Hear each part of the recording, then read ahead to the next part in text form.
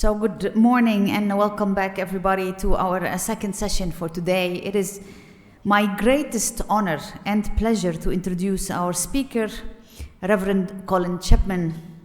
Reverend Chapman is no stranger to Nest. In fact, he was my teacher when I was a student in the years 2001, 2003. And at that time, he was teaching Islamic studies and worship and liturgy, and served as a chaplain to the students. Reverend Chapman's connection to the Middle East is a long and rich one. He worked in many different posts around the region in Egypt, Lebanon, and Cyprus, and he continues to be involved in the Middle East as he still visits and contributes to a variety of projects and discussions related to our region.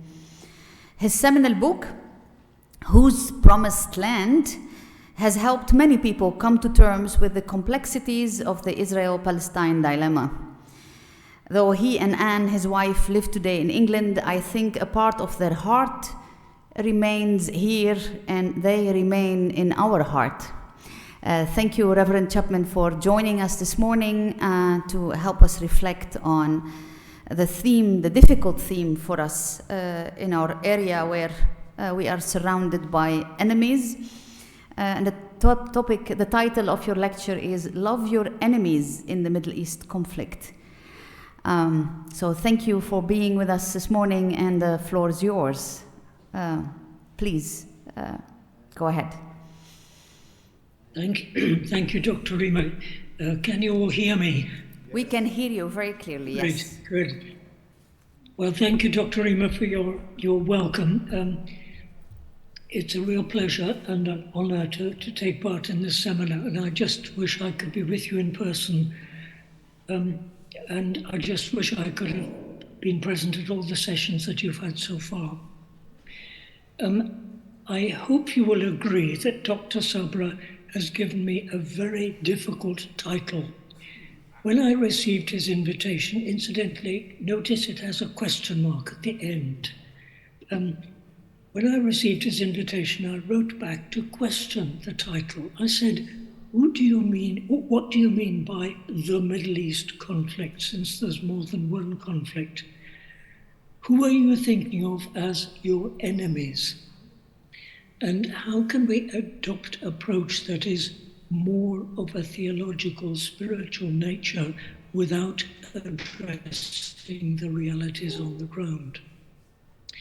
Dr. Sabra explained that all of you in Lebanon are, quote, furious about what Israel is doing in Gaza and the West Bank, but wondering how to reconcile this with Jesus' command to love our enemies. So he wrote, quote, how would you transmit to them the message of Christian love and forgiveness in the face of what they are seeing and hearing and experiencing? He gave me the freedom to address the question in my own way, but insisted that he wanted more of a theological, spiritual nature about reconciling the commandment to love our enemies with what is happening in our region today. I want to attempt this under 4 headings, and I hope you've all got an outline in front of you. It'll help you to see where we're going. Yes, we do. Great. At several points, I will need to explain how these points arise out of my experience of living in Lebanon. Firstly, during the first years of the Civil War between 1975 and 1982, when I was working with the International Fellowship of Evangelical Students and the Lebanon InterVarsity Fellowship. And then between 1999 and 2003, when I was teaching Islamic Studies at Nest. So my first heading is we need to understand recent history. The only way to understand what has been happening in Israel, Gaza, and the West Bank is to see it in the context of the history of the Israeli-Palestinian conflict. As I was trying to understand what the Civil War was all about when I first arrived with my family in 1975, it became obvious that it was the presence of thousands of Palestinian refugees in Lebanon that had upset the delicate balance between Christians and Muslims. So I was forced to study the history of the Israeli-Palestinian conflict. And in the Tower bookshop, which is just 5 minutes walk, used to be 5 minutes walk away from Nest, I found David Hurst's book, The Gun and the Olive Branch. I also found W.D. Davis' book, The Gospel and the Land, which presented a very convincing way of understanding the land in the Old and New Testaments. So it was in that context that I wrote this book, Whose Promised Land, which was first published in the UK in 1983. It was addressed primarily to a Western audience and tried to look at the history and biblical interpretation at the same time. I tried to explain the roots and the history of the Israeli-Palestinian conflict and offer a way of interpreting the Bible's teaching about the land. This book has been through 5 revisions since then, and an Arabic translation was published in Beirut in 2002 with the title Ard al-Ma'ad Liman.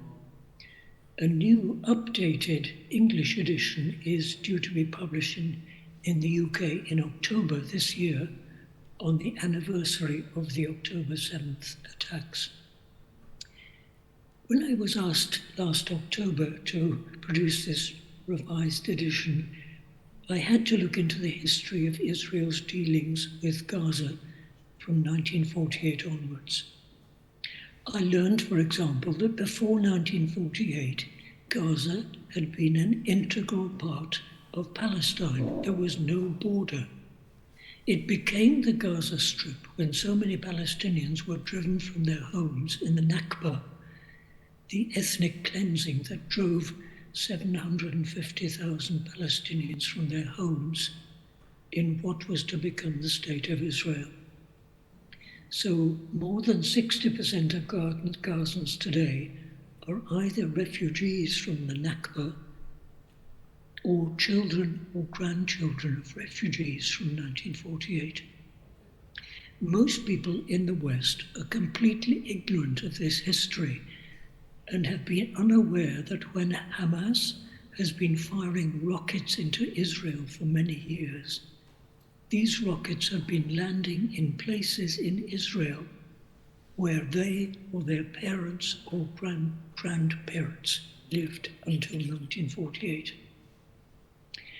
And how did the Nakba affect Lebanon?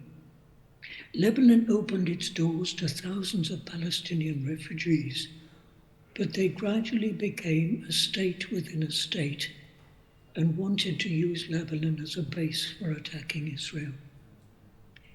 When I first came to Lebanon in 1975, I had to apply for my Iqami and had to get my application signed by a leading pastor in the synod. He told me the story about the camel that wanted to come out of the cold. Can I put this leg into the tent?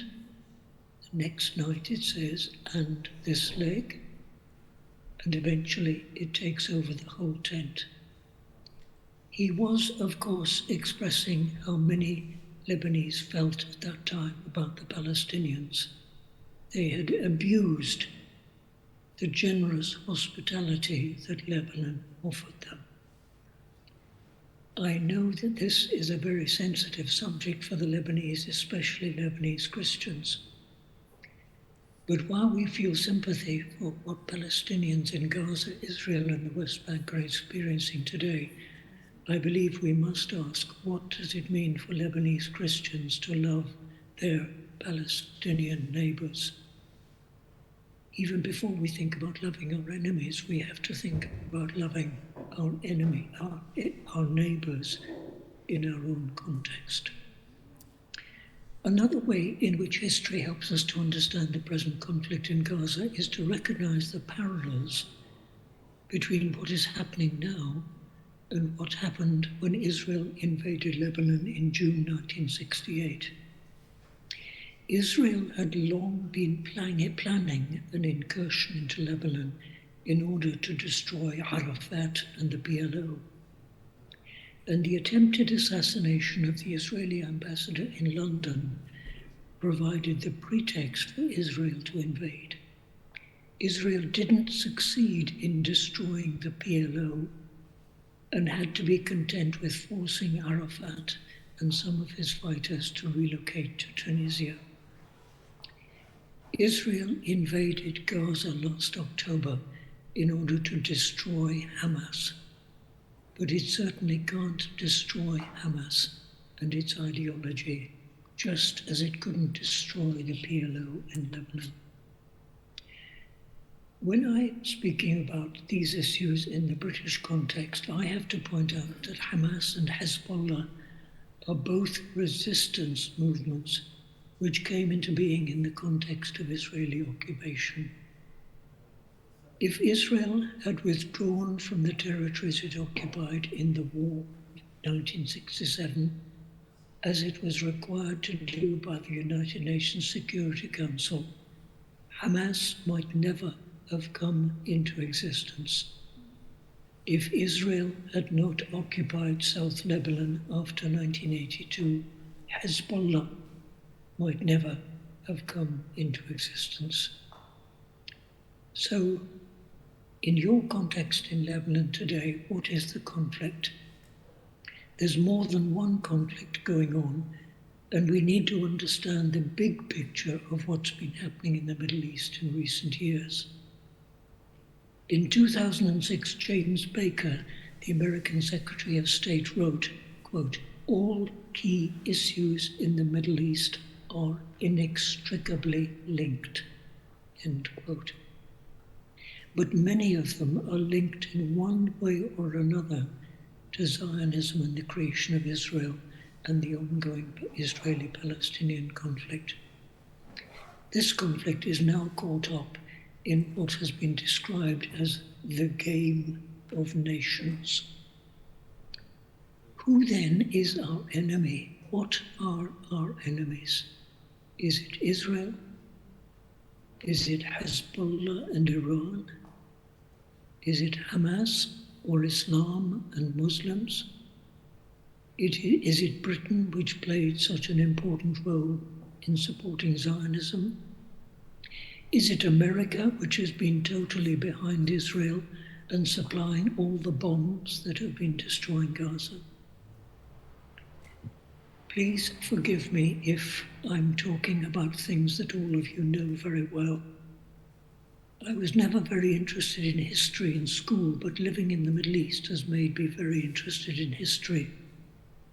And my first point is that in order to think about loving our enemies, we need to know something about our history and understand the nature of the conflict or the conflicts in which we're involved. We need to love our immediate neighbours in our own context and understand who and what our enemies are. So we need to understand the big picture of what's happening in our region and our world. And I sometimes wonder whether in the curriculum at Nest, there needs to be at least one module on the recent history of the Middle East. My second point is we need to learn how to relate Scripture to our context. Here again, I need to tell you something of my own story in Lebanon. There were 4 books of the Bible which meant a lot to me while I was living there with my family during the Civil War. The first was the Book of Lamentations, which describes the destruction of Jerusalem in 586 BC. And it seemed to describe accurately the destruction that we were witnessing in Beirut. The writer is trying to understand how God has allowed this disaster to happen and how the people should respond to the disaster. The book of Habakkuk is a passionate questioning about how God can be at work in the conflicts between nations. The prophet speaks about the Assyrians and their violent conquests in the region and complains to God that God seems to be silent when one nation is destroying other nations. He says to God, "Your eyes are too pure to behold evil, and you cannot look on wrongdoing. Why do you look on the treacherous and are silent when the wicked swallow those more righteous than they. The book of 1 Peter, the letter of 1 Peter, was significant to me because I read it as a book in which the writer was helping Christians in Asia Minor to prepare themselves for increased suffering. But he makes a clear distinction between suffering that we bring upon ourselves and suffering that we face simply because we are Christians. In those early years of the Civil War, I worked with Lucien Accard, Martin Accard's father, who was working at the Bible Society at that time, to produce a short leaflet in Arabic, French, and English relating the message of Lamentations, Habakkuk, and 1 Peter to the Lebanese context. And this was the tract out the letter of 1 Peter. It was entitled Our Salvation and Our Suffering, Al-Alam wal-Khalas. The book of Daniel was helpful to me at that time as a book in which the writer is reflecting on the rise and fall of nations and trying to understand the sovereignty of God in history. It also looks forward to the coming of the kingdom of God. I was greatly helped by a short study by Ronald Wallace called The Lord is King. I've recently been working on a book about Daniel, which is due to be published next year under the title Daniel, a Difficult Book with a Message for Today. The Sermon on the Mount has been a very important book for Palestinian Christians, as I've understood when on several occasions I've attended Christ at the Checkpoint conferences in Bethlehem.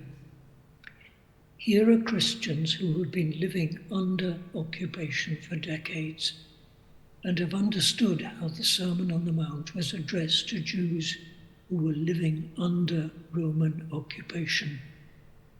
I have been deeply moved to see how these Palestinian Christians have been trying to live out that massive message. Here, for example, is how Munzer Ishaq from the Lutheran Church in Bethlehem sums up the challenge. The Christian response to aggression is not revenge and is not one of neutrality. Rather, it is to challenge evil and injustice with good. It is choosing to see the image of God in the other, even in our enemy. This logic of love seeks to engage the humanity of the other and transform the enemy into a friend. This is the ultimate Christian mandate. The book of Psalms has been important for me in recent years, and especially since October the 7th last year. I'm thinking in particular of the Psalms of Lament and Psalms in which the psalmist is asking God to judge his enemies. I've counted 70 verses which speak about enemies. We can, of course, never say these psalms in public worship because since we live after Christ, some of the words sound totally unchristian. But I believe they have a real place in private prayer as a way of expressing our anger over what we are seeing. In these psalms, there is a strong emphasis on God as a God of justice and the need for justice to be done in the world. Finally, does the book of Revelation have anything to say to us about the enemy? John is in prison because of his Christian faith, and he's suffering under Rome, which has become a totalitarian state. Chapter 18 is a vivid description of the way Rome has total control over world trade. When I was studying Revelation recently, I came across these words written by Richard Balcom. Quote, "The book of Revelation is one of the fiercest attacks on Rome and one of the most effective pieces of political resistance from the period of the early empire. Its thoroughgoing criticism of the whole system of Roman power includes an important element of economic critique. This condemnation of Rome's economic exploitation of her empire is the most unusual aspect of the opposition to Rome in Revelation. John's attack on Rome is aimed at the concrete political, economic realities of the empire in his time. End quote. Could it be that John's critique of Revelation could apply to America and the West and its economic control over the world today? Many years ago, when I was in Beirut, I read an article in the Daily Star, I don't know if it's still being published, which suggested that America is the new Rome. Could America be one of the enemies that we're confronting? I'm glad that you spent time during this seminar on the subject of the land in the Bible, but the second point of mine is that there are several books in the Bible that can help us to understand how to respond to conflict or conflicts that we face in the world today. How can we hear what God might be able to say to us in our context today through these different books? My third point, we need to work for both justice and reconciliation. I make this point because in my recent experience, I find that many Christians focus almost entirely on justice, while others focus on reconciliation. Naim Atik is a Palestinian Christian theologian who founded Sabil, the movement for Palestinian liberation theology. One of his books has the title Justice and Only Justice. I confess that I feel uneasy about this title because I don't believe that addressing the Israeli-Palestinian conflict is only about justice. On the other hand, many Christians, especially in the West, are talking all the time about reconciliation and peacemaking. They say, surely there must be a way of bringing Jews and Palestinians together to enable them to live peacefully side by side. But if we were living in South Africa under apartheid, it would be impossible to talk about reconciliation between the black and white communities without addressing apartheid. The Truth and Reconciliation Commission was very effective in bringing about reconciliation in South Africa, but it could only do its work after the apartheid system had been rooted out and after justice issues had been addressed. I suggest that we need to link justice and peacemaking together as they are in the Beatitudes.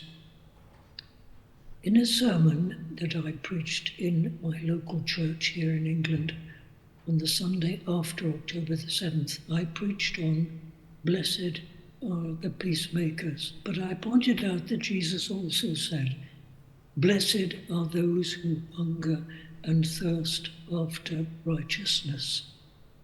And the Greek word dikaiosune can be translated both righteousness and justice.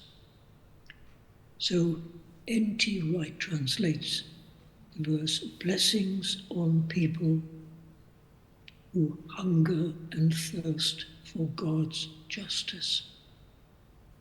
And in the New English Bible says, blessed are those who hunger and thirst to see right prevail. And how does working both for justice and peacemaking work out in practice in the context of Israel and Palestine? Working for justice must mean working for political solutions, because political problems require political solutions. And here is a very short list of some of the things that working for justice in the context of Israel and Palestine must mean today. It must mean understanding the trauma that Israel has experienced and its need for security. It must mean finding ways to resist, that renounce violence. It must mean appealing to international law, and this is where the work of the ICJ, the International Court of Justice, is very important. It must mean giving international law priority over claims that are based on religious beliefs, either by Jews or Muslims.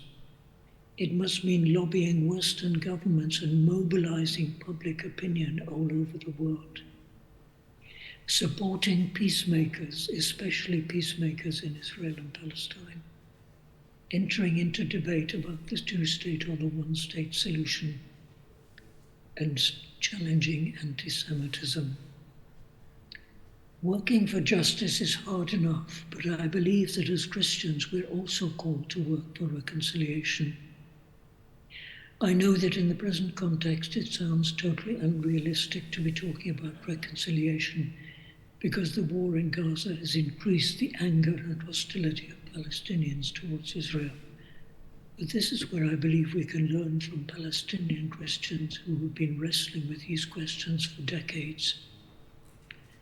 Musalaha is the name of an organization that was founded in Israel, Palestine in 1990 and describes itself as a faith-based organization that teaches, trains, and facilitates reconciliation, mainly between Israelis and Palestinians from diverse ethnic and religious backgrounds, and also international groups based on biblical principles of reconciliation. For 30 years, they have been bringing Jews and Palestinians together and taking them out for several days at a time to the desert on camels. They live together, cook and play together. At the very least, they hear each other's stories and begin to understand how the other side feels about who they are and how they feel as Israeli Jews and Palestinians. What is distinctive about Musalaha's statement of how they work is that they attempt to relate general and biblical principles of reconciliation to the very specific context of Israel-Palestine. They have a unique 6-stage reconciliation model developed locally through trial and error.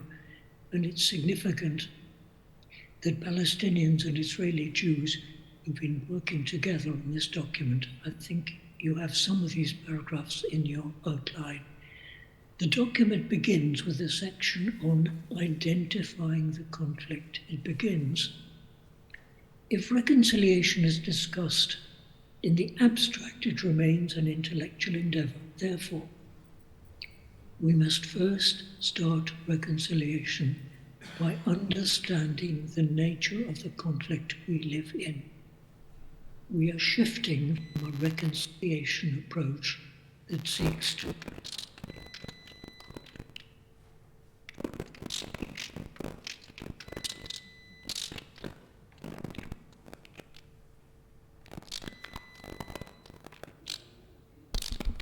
Colin, may I interrupt you for a second?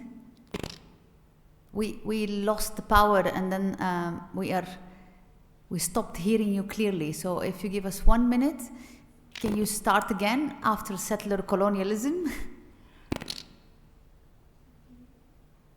We still cannot hear you. But we cannot hear him. Shall we take us a few seconds to get back? Jihan and Bob, do you have any clarity on the problem?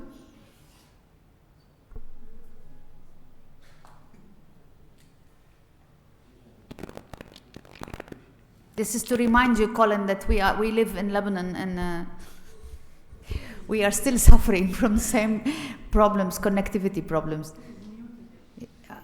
You are now muted. Can you unmute yourself? Still, we cannot hear you. Just a second. The problem is on our side, not on your side.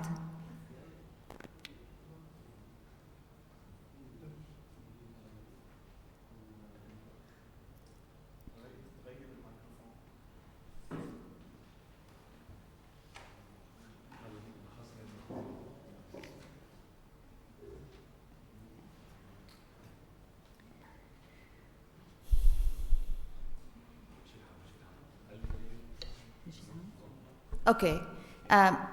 Bob, can you please send us back to the different view, to the other view, so that we can see the speaker?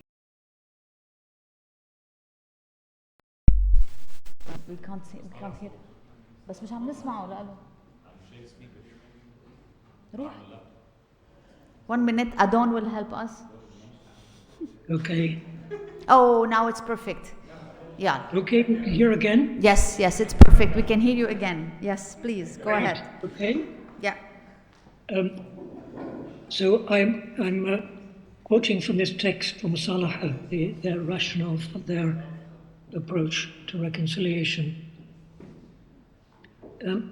They say in settler colonial conflicts, the settler, the persons that moved to the land, and the indigenous persons, the people already living in the land for hundreds of years, have different relationships to the land. And after this introduction, they go on to speak about the reconciliation process. In Israel-Palestine, reconciliation should be seen as decolonization process within a transitional justice framework that encompasses truth, justice, historical responsibility, and the restructuring of the political system to guarantee complete equality and protection of freedoms and rights. We continue to use our 6-stage reconciliation model, but are viewing its relevance and applicability through the lens of activities that will address the settler-colonial conflict. Therefore, we are including the need and role for non-violent co-resistance in our reconciliation process model. What is so significant for me in this statement is that it begins not with abstract principles about reconciliation, but with an analysis of the situation on the ground. It's their situation of occupation that they try, it's in their situation of occupation that they try to work out what it means to work both for justice and for reconciliation. I want to end this discussion about working at the same time for justice and reconciliation with some quotations from 2 Christian theologians. The first is from Miroslav Volf and his book, The End of Memory, Remembering Rightly in a Violent World. Volf is reflecting on his very traumatic and humiliating experience when he was called up for national service in the army in Serbia in the 1980s, and when for a whole year he was subjected to questioning by the secret police. This is what he writes: "My topic is the memory of wrongdoing suffered by a person who desires neither to hate nor to disregard, but to love the wrongdoer. How should I remember abuse? As a person committed to loving the wrongdoer and overcoming evil with good. Love precisely the hard path on which Jesus called me to follow him, a path that reflects more than any other the nature of God. The highest aim of lovingly truthful memory seeks to bring about the repentance, forgiveness, and transformation of wrongdoers. Love includes a concern for justice and is not opposed to it. The two, love and justice, come together in forgiveness. What I am against is retribution. It's incompatible with forgiveness and reconciliation." The second quotation is from Kenneth Craig's book, The Prize and the Price of Zion, which is a very profound reflection on the whole conflict. And the very last sentence of the book is this: it is thus that for Christians, the bringing of forgivingness and forgiveness to all human situations is, by the seal of divine mandate and example, the whole duty of man. If it sounds totally unrealistic in the Middle East today to talk about working for, at the same time, for justice and reconciliation, let's remind ourselves that we pray every day in the Lord's Prayer, forgive us our sins, as we forgive those who sin against us. اغفر لنا ذنوبنا كما نغفر نحن أيضا للمذنبين إلينا. My fourth point is we need a theology of suffering. My wife Anne and I still remember something Dr. Sabra said in a reflection in chapel many years ago. He told us that when his daughters asked him, "Where is God in this conflict?" his reply was, "God is with those who are suffering." Of course, there are many different kinds of suffering: suffering that we bring upon ourselves, suffering from natural disasters, suffering from conflict, and suffering simply because we are Christians. But do we have a theology that enables us both to fight for justice and at the same time to accept the injustice that we cannot overcome? Can there ever be redemption through suffering? Can suffering ever be redemptive? In my Whose Promised Land, I have a chapter entitled Suffering Injustice, in which I comment on several verses from the passage about the suffering servant in Isaiah 53. When we ask how the servant of the Lord is to establish justice in the earth, the answer given is not the one we might have expected. Instead of dealing with injustice and punishing evildoers, the servant himself suffers injustice. Although he is totally innocent and is not suffering for any wrong that he has done, he submits to all the injustice that is done to him. By accepting injustice and bearing undeserved suffering, he is in some mysterious way bearing the suffering and guilt of the whole people. Could the suffering servant have anything to say about situations where it seems that it's impossible for every party in the conflict to see justice done? Here in the Old Testament, we find a principle that judgment and condemnation are not the only answer to injustice. Evil cannot always be overcome by the punishment of evildoers. Sometimes the way to overcome injustice is to suffer it. The divine answer to evil sometimes involves suffering. The suffering servant actually overcomes evil by the way he responds to it, by enduring in undeserved suffering. He takes on himself the sins of others. He bears their sins, and instead of cursing those who have wronged him, he prays for them. I've already mentioned Kenneth Craig's book, Palestine, the Price and the Price of Zion. I wrote a review of this book several years ago when it first came out, and this is what I wrote about the book. There is no simplistic siding with the Palestinians against the Jews, but rather a determination to understand the sufferings, hopes, and despair of all the parties in the conflict. As an Islamicist, he understands the strengths and the weaknesses of radical Islam's response to Israeli government policies.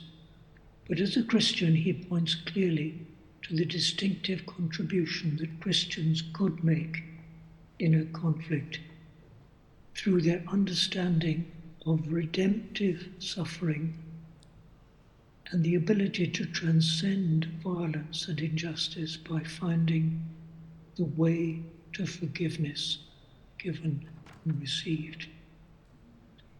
And he continues, what then is to be said of the realization to which the whole situation calls the parties, understanding their question in primary and spiritual terms? If its tragic nature points the Palestinians to an acceptance of their history as an experience of suffering which cannot be reversed, the only honest future for Israel lies not in victory or congratulations of fait accompli satisfaction, but in the sort of conscience about suffering which for centuries they themselves required of the Gentile world. End quote. 2 footnotes to what I've said about suffering. Firstly, can the Armenians among us help us to articulate a theology of suffering? How did they respond to what happened to them at the hands of the Turks? There was no United Nations in those days and no international court of justice. Secondly, I wonder how many of you know the document Kairos, Palestine, a moment of truth. In Arabic, it's Waqt Haq. It was produced by an ecumenical group of theologians in Israel, Palestine in 2009. The subtitle is A Word of Faith, Hope and Love from the Heart of Palestinian Suffering. It relates scripture and theology to their context and is a passionate cry from Palestinian Christians to the world church. I wonder if this text has ever been studied in courses at Nest, and if not, why not? So my conclusion, have I answered the question about loving our enemies in the Middle East conflict? I've tried to answer the question firstly by emphasizing the need to understand history so that we can understand who or what are our neighbors and our enemies in our situation at the present time. By talking about relating particular books of the Bible to our context and asking how they can help us understand how God is at work in history and how we should respond to the conflict.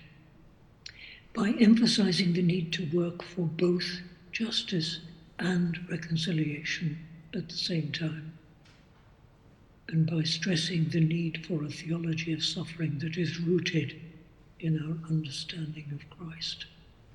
If I were putting together a course on loving your enemies in Nest or in a church in Lebanon today, it would have to contain all these 4 subjects: history, scripture, justice and reconciliation, and a theology of suffering.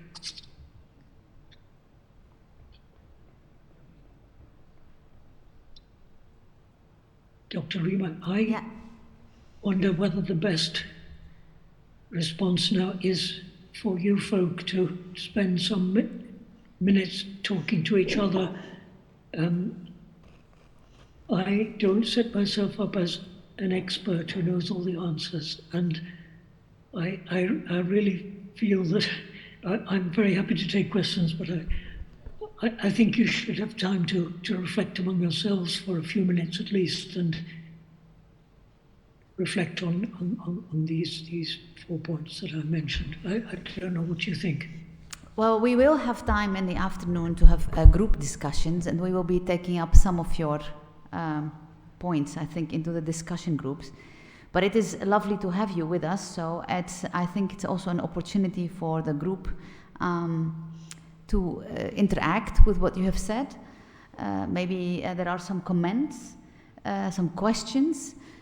So please, those who are sitting here, this is your moment to ask questions or comment on what Reverend Colin has shared with us. You can raise your hand so I can give you mic time. Anyone? The Armenians, there was a question for you. Do you have a comment about this? Yeah, okay, Asadur?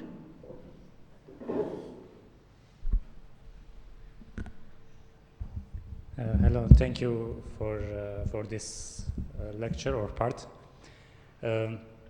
About the Armenian, I think you mentioned there was no United Nations and how did they deal. I think the genocide started because of the World War, and also it survived maybe because of the World War, because Ottoman Empire lost the war at that time, and that was a blessing maybe for us that they didn't win the war during that time. So the weak Ottoman Empire maybe helped the Armenians to survive I don't know if I can say in a better way, but it could have been worse if they had a strong part. But yeah, it's one of the biggest disasters in history. It's maybe not the biggest one, but it's one of the biggest. And I think, yeah, the world was absent in that time, and people had to find answers and ways to survive and also to deal with the mental difficulty after losing maybe more than half of their family members. I don't know if there was an answer at that time, or I don't know if there were questions at that time. Maybe they were very busy surviving. But yeah, I guess even now with the world is aware of what's happening, still the same things are happening anyway. Garen, you want to say something? Thank you to mention Armenians. The plan was to kill Armenian to make the Ottoman Empire fallen. This was the first plan because we are in the management of the Ottoman Empire. But regarding to the theology, the popular saying, this is our destiny. Armenians are always saying, once they are traveling from a country to another, they are saying, this is our destiny. But the theology built in the church was the remnant theology in that time. And Catholicos Sahag started to make letters to all the refugees in the Middle East that we are remnant and God will bless this remnant and we will overcome this genocide that we held, and we will be back to our land. And the idea to going back to the land is until 1965. So all these years, the people who are living in the MENA region mainly have the idea to be back to their homeland. Even they go for 3 years, from 1918 to 1921, they were in their homeland again after the war, but they free again in 1922 all the area. So the remnant theology was one of the good solution for the Armenian people, especially in the camps. And the priests are talking a lot about Old Testament. Yesterday I told, in this time, having the theology of Old Testament, not the New Testament in that time. And we remember the priests of the Old Testament, we say that they are dying before 10 years mainly. These priests make these people to go out from the genocide idea to revive and make their resurrection again. Thank you, Garen and Asadur, for reflecting on your experience as Armenians. Any other comments, questions? We have very challenging concept here, justice and reconciliation. Can we think today, in the context of Gaza, of reconciliation? Is that a topic that is possible to think about? I don't know if the participants here can reflect on this. Is this something in our horizon at all? That think this is a challenging thought. We have heard this morning from Reverend Fadi Diab from Ramallah. And I'm not sure, I forgot if he also mentioned reconciliation as one of the themes. I think he did, but more something at the end of his points rather than in the beginning. Yeah, please. Dr. Sabra. Somebody has to interact. Yeah, thank you, Colin. Basically, I find this very, very helpful and very profound. One comment on the last section, and then I have two minor comments about two things you said. I thought you were going to end with we need a theology of suffering and a theology of resistance. Because the first sentence says, do we have a theology that enables us both to fight for justice and at the same time to accept the injustice and the suffering we can't overcome? But I didn't hear much about the theology of resistance, which would have been the one fighting for justice. The other two very minor comments, really, but you said if Israel hadn't invaded Lebanon in 1982, there would not have been a Hezbollah. I take issue with this because Hezbollah, of course, it grew in 82 and it was a response in a sense. It fed on the whole Lebanese war and Israel invasion, but it is part and an extension of the Iranian Revolution, which had nothing to do at the beginning with Israel or Palestine. It was a rebellion against an oppressive regime in Iran, the Shah, and anti-Western, because the Shah was very pro-Western. So I think sooner or later this Shiite agenda of Iran wanting to spread their ideology in the Arab countries would have found a way to Lebanon and other places as well. The other thing is, maybe some of my colleagues teach Kairos Palestine, I don't know, I think Rima does. But the real question is not whether we teach it at Nest, is whether it is being taught in the West.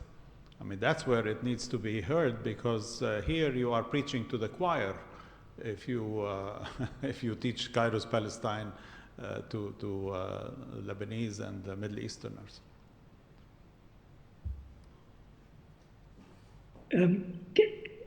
Dr. Rima, can I respond to that? Yes, sure. Thank you, Dr. Sabra. On the question of resistance, I think what I wanted to say about a theology of resistance came under my heading of working for justice. So the very brief points, the list that I mentioned, was very, very practical ways which people in the West, I know, are pursuing. And all the things that they're doing in protesting on the streets of London, for example, and lobbying in Washington, all that is undergirded by a theology of resistance. It's part of their struggle for justice, hungering and thirsting after justice. So the theology of resistance, I think, would come under my heading of working for justice. On the subject of Hezbollah, on my outline under the resources, one of the books that I've mentioned there is a book by Kim Ratas, who's a Lebanese, and that book I found extremely interesting, and she has a very interesting way of explaining the particular reasons why Iran adopted the Palestinian cause. It was part of its attempt to strive for leadership in the Muslim world and to compete with Saudi Arabia. So I take your point entirely, Dr. Sabra, and the genesis of Hezbollah is obviously related to Iran and not simply to the occupation. But in talking about these subjects in the Western context, I often try to point out that both Hamas and Hezbollah came into existence in the context of occupation and resistance to occupation. On the point of Kairos, Palestine, yes, I'm delighted to hear that it is studied at Nest. I have to say that I've been very, very disappointed with the less than enthusiastic response to Kairos, Palestine in the Western churches. I've been very disappointed with the way the Anglican Church has failed to respond to the recent events. But I would also come back with the question,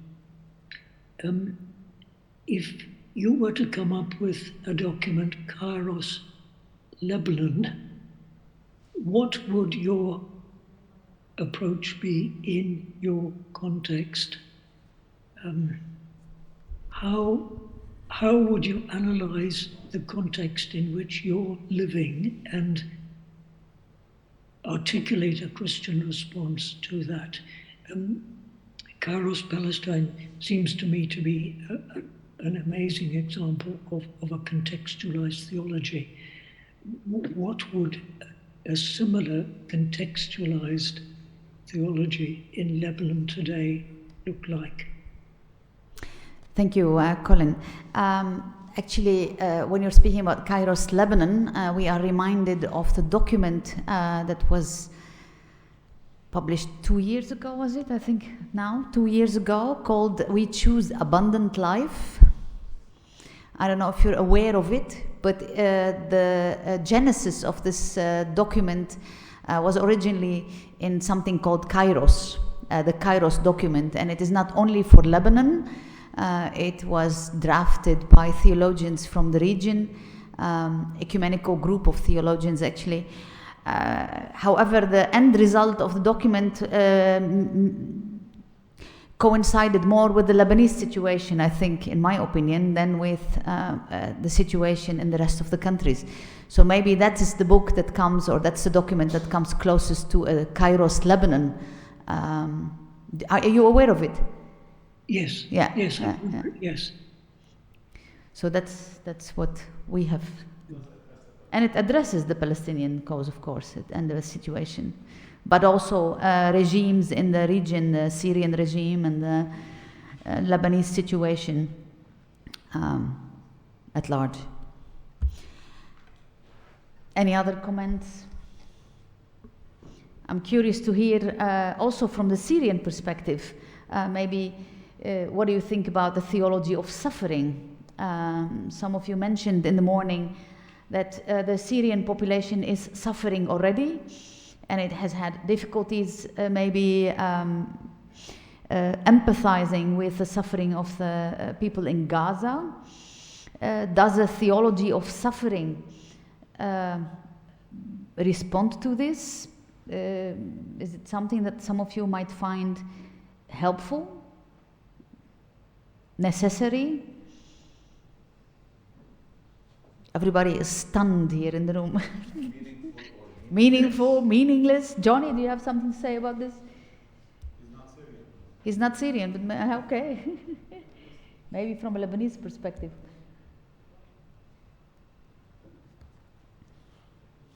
Colin, hi, how are you? Alhamdulillah. Hi, كيفك يا Johnny? أنا بخير. Colin, I have a problem. How does one distinguish between meaningless or meaningful suffering?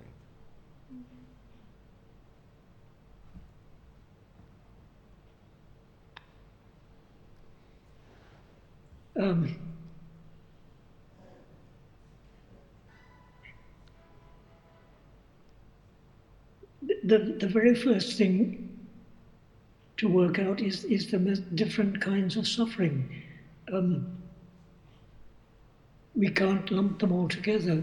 As I said, there's suffering that we bring upon ourselves, the way we abuse our bodies. There's suffering from volcanoes and natural disasters.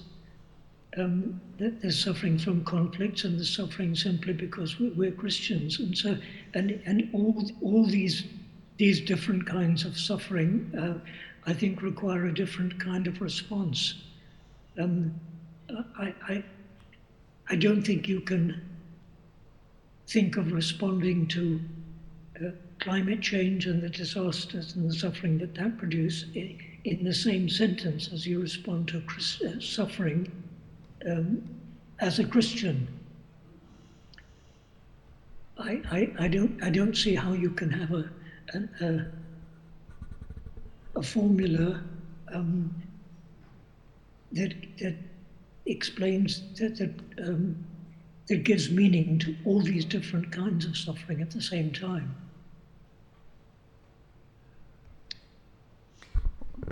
Maybe one last comment from Adon, Reverend Adon from Syria, from Latakia, from Homs, sorry.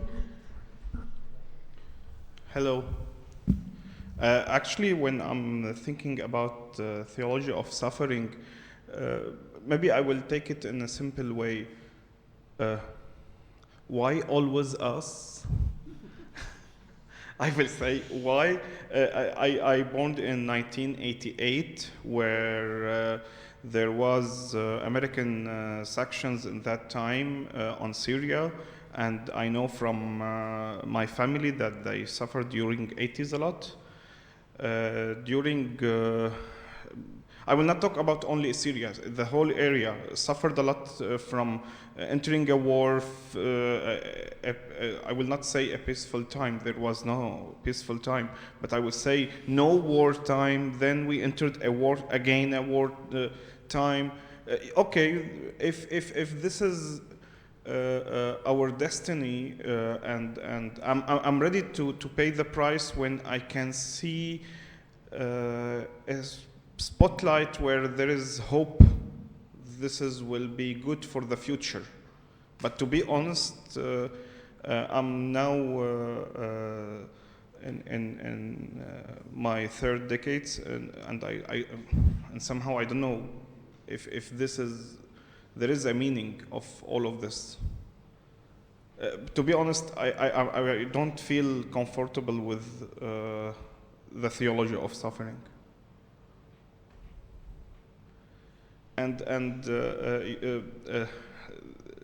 last couple of weeks, I was working on a research for about how mission as ministry as a mission of reconciliation, and I studied 4 different cases, and I insist these 4 cases or case studies to not Palestinian-Israeli conflict to be part of these 4.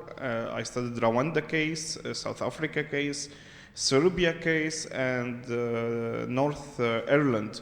And on purpose, I did not put any Middle Eastern conflict in these because I felt that I cannot reflect or deal with informations and somehow very close to me. And I tried to learn something from these 4 case studies to apply it on the Syrian case, especially I consider what's happened in Syria and somehow convert to a civil war. And I tried to not be close to the issue of theology of suffering again. So this is my idea about the issue. Thank you so much.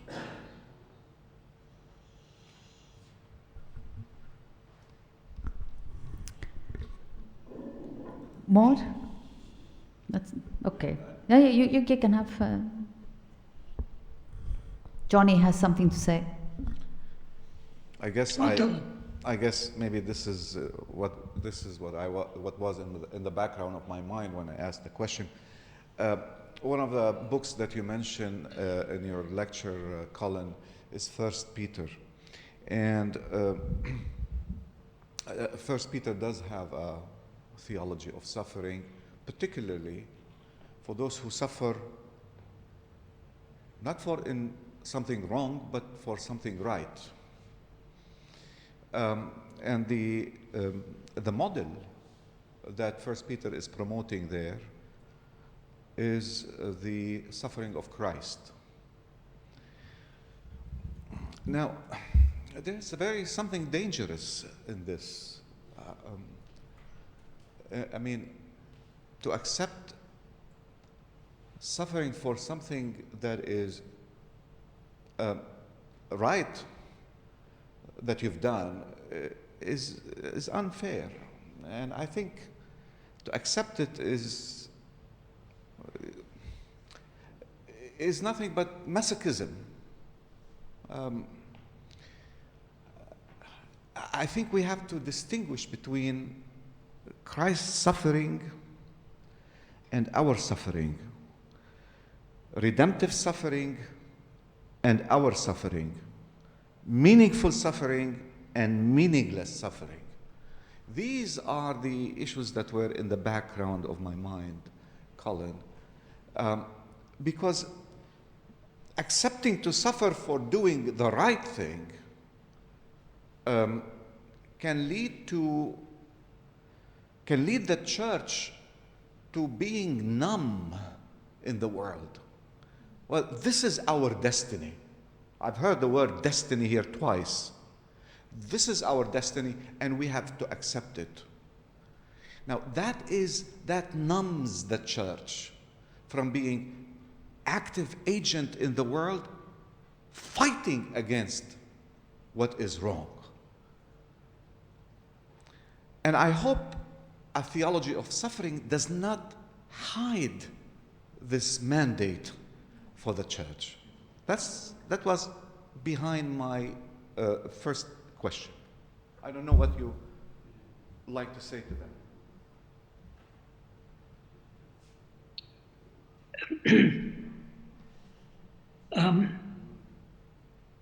I'm still not quite sure where you're coming from, Johnny.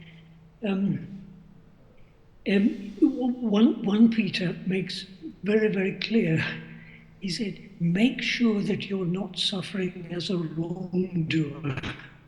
He makes a very, very clear distinction between suffering for wrongdoing and suffering simply because we named the name of Christ.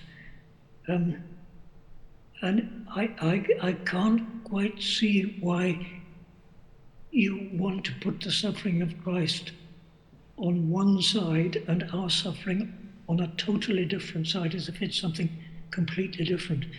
One of the verses in 1 Peter said, he suffered, can't remember the exact words, that we should walk in his steps.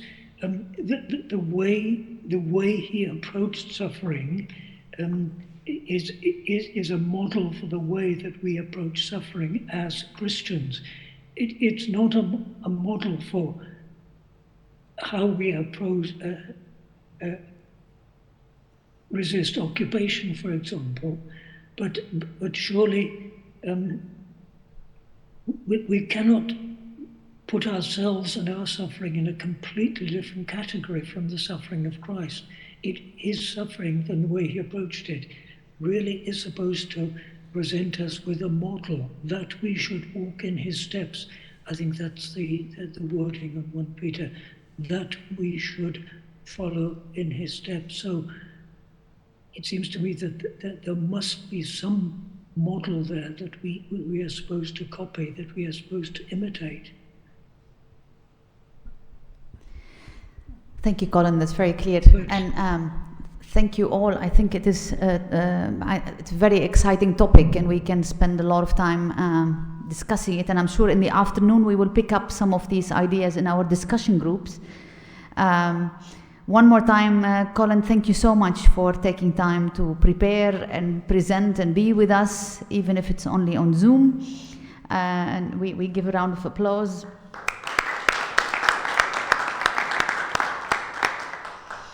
See, Thank you you very can much. still It's been a pleasure. stir and stimulate us to think further. And our Thank you. greetings to Anne as well. Yourself, thank you. Thank you. Thank you very much. And goodbye. Bye. Bye-bye.